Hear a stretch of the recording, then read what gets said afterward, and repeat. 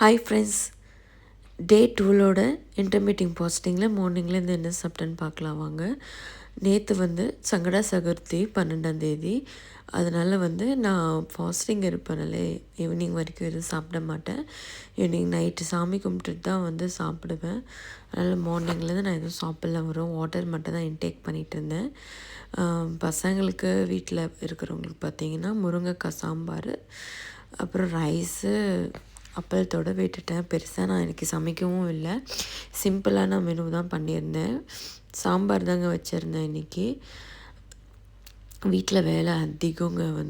ஃபுல்லாக வீடெல்லாம் க்ளீன் பண்ணி மாப் பண்ணி சப்போஸ் சாமான்லாம் விளக்கி, இல்லை சமையலும் நம்ம ஹெவியாக செய்யணுன்னா கஷ்டம். ஹஸ்பண்டும் ஹெவியாக சாப்பிட மாட்டாங்க, பசங்களும் லைட்டாக தான் சாப்பிடுவாங்க. சரின்னு சொல்லிவிட்டு சாம்பாரோடு இன்றைக்கி விட்டுட்டேங்க. சாம்பாருக்கு நீங்கள் சக்தி சாம்பார் தூள் யூஸ் பண்ணி பாருங்கள், சூப்பராக இருக்கும். இந்த பக்கம் சாதமும் வடிச்சிட்டேன். பசங்களும் ஸ்கூல்லேருந்து 1:30 போல் வந்துட்டாங்க. பசங்க வந்ததும் பார்த்திங்கன்னா ட்ரெஸ் சேஞ்சு கூட கிடையாதுங்க, அந்த டிவி ரிமோட் எடுத்து தாங்க உக்காண்ட்ருப்பாங்க. அப்புறம் பசங்களை ட்ரெஸ் சேஞ்ச் பண்ண சொல்லி அவங்களுக்கு சாதம் போட்டு சாம்பார் ஊற்றி நெய் ஊட்டி விட்டாங்க அவங்களுக்கு.